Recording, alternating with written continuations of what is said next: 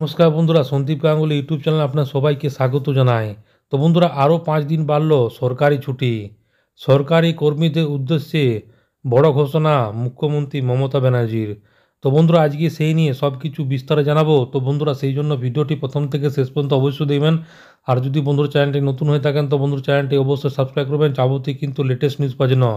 তো বন্ধুরা, সরকারি চাকরি মানে ছুটির তালিকা বেশ লম্বা, কথা আলাদা করে বলার কোনো প্রয়োজন নেই। তবে সরকারের অন্যান্য দপ্তরের কর্মচারীরা উৎসবের মৌসুমে একটানা লম্বা ছুটি পেলেও বেশ কিছু দপ্তর রয়েছে যেখানে ছুটির থেকে বঞ্চিত হন। হ্যাঁ, ঠিকই আন্দাজ করেছেন, পুলিশ, দমকল থেকে স্বাস্থ্যক্ষেত্রের কর্মীরা উৎসবের মরশুমে ছুটি পান না,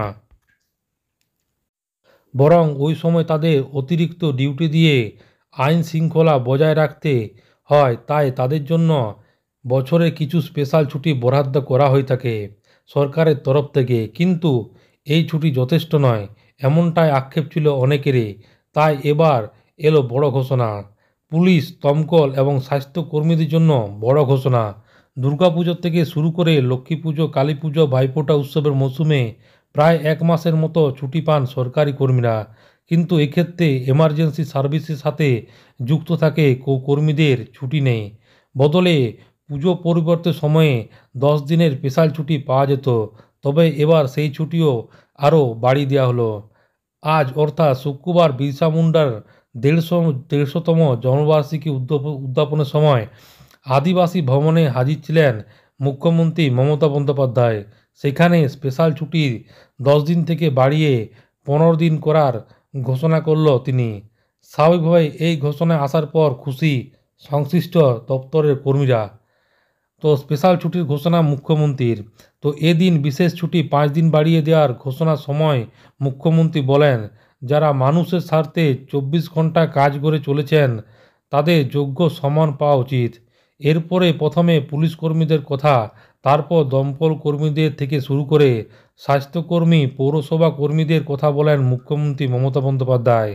আশা করা হচ্ছে বিশেষ ছুটির সংখ্যা বাড়িয়ে দেওয়ায় খুশি হবেন কর্মীরাও। প্রসঙ্গত, গতকাল রাজ্যে সরকারের অধীনে থাকা কর্মবন্ধু প্রকল্পের কর্মীদের জন্য সুখবর মিলেছে।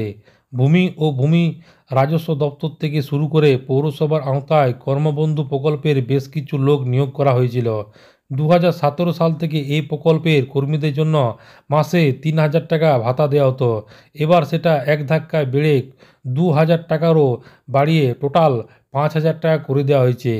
ইতিমধ্যেই এই মর্মে নির্দেশিকা জারি করে রাজ্যের অতিরিক্ত চিফ সেক্রেটারি প্রভাত কুমার মিশ্র কিন্তু এই নির্দেশিকা জারি করেছেন। রাজ্যের এই সিদ্ধান্তের ফলে স্বাভাবিকভাবে খুশি কর্মী এবং শাসক দলের কর্মচারী সংগঠনও। তো বন্ধুরা, আশা করি বুঝতে পারলেন। তো এইটাই ছিল ছোট্ট একটি আপডেট। ভিডিওটা ভালো লাগে বন্ধু চ্যানেলটি অবশ্যই সাবস্ক্রাইব করবেন। মনে যদি বন্ধুরা কোনো কোয়েশ্চেন থাকে কমেন্ট বক্সে কমেন্ট করতে পারেন, নিশ্চয়ই সাহায্য করার চেষ্টা করবো। পরবর্তীকালে নতুন করা ভিডিও দেখাবে। তো তখন বন্ধু সব ভালো থাকবেন, সুস্থ থাকবেন, সাবধান থাকবেন। সবাইকে অসংখ্য ধন্যবাদ।